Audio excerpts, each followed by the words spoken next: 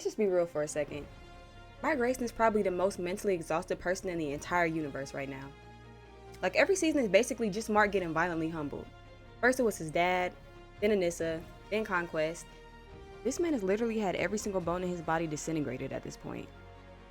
But by the time he finally gets back to Earth, he's completely traumatized. He can't even enjoy being back home because he's constantly waiting for something else horrible to happen.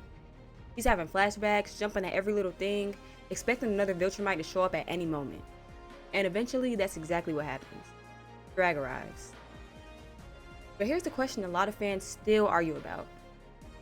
Did Mark actually make the right decision by surrendering the Thrag?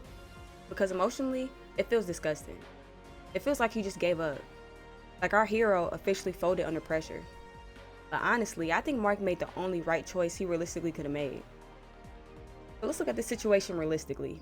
Thrag and the remaining Viltrumites pull up to Earth, and Mark immediately tries to fight Thrag, which does absolutely nothing. And I mean nothing. I seen a comment on TikTok not too long ago where somebody explained it perfectly. They said Thrag is to other Viltrumites what Viltrumites are to regular humans. The power gap is insane. Mark was completely outmatched here. So Thrag just gives him an ultimatum. Let me explain your future to you. We will live among you. Wear your clothes. Walk your streets. We will disappear within your society. Your people will never know we are here. The Viltrumites are going to live among the humans, rebuild their empire, and use Earth to help repopulate their species. Which basically means Earth is about to become one giant Viltrumite breeding ground. Also, a little off topic, I just want to acknowledge how terrible this deal is specifically for female Viltrumite. Like, they're literally getting the absolute worst short end of the stick in this whole arrangement. But all jokes aside, Thrag makes one thing very clear. If anybody resists them, he'll wipe out billions of people without hesitation.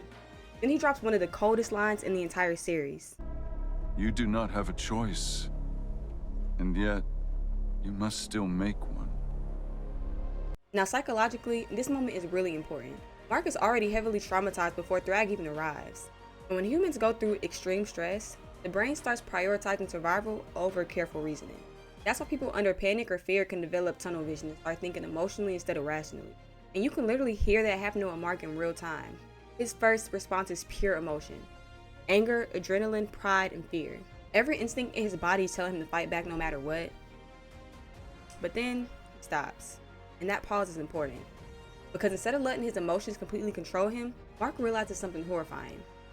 If he fights back right now, Earth loses. Immediately. And I think that's the part people overlook. Because yeah, morally, the situation is horrible. Mark is basically being forced into cooperating with villains. But the alternative is way worse. If Mark refuses Thrag's terms, billions of people die. Probably almost instantly. But even while terrified and under insane pressure, Mark still manages to make the decision that keeps most people alive. And honestly, that's what being a hero is sometimes. Not winning, not beating a villain in some epic speech-filled anime moment. Sometimes being a hero is realizing you're outmatched and making the ugly decision nobody wants to make.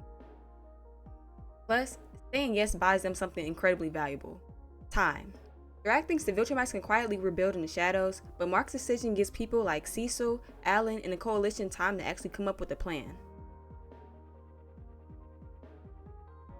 So yeah, technically Mark did cave, but he also saved the planet. And honestly, I think a lot of the people saying they would have fought back are only saying that because we know that this is a superhero story.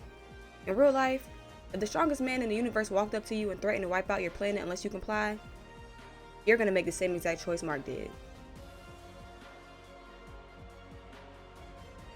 But let me know what y'all think in the comments though.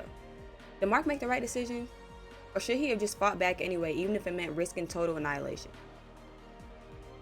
If you enjoyed this video, please like and subscribe, and I'll see you guys in the next one.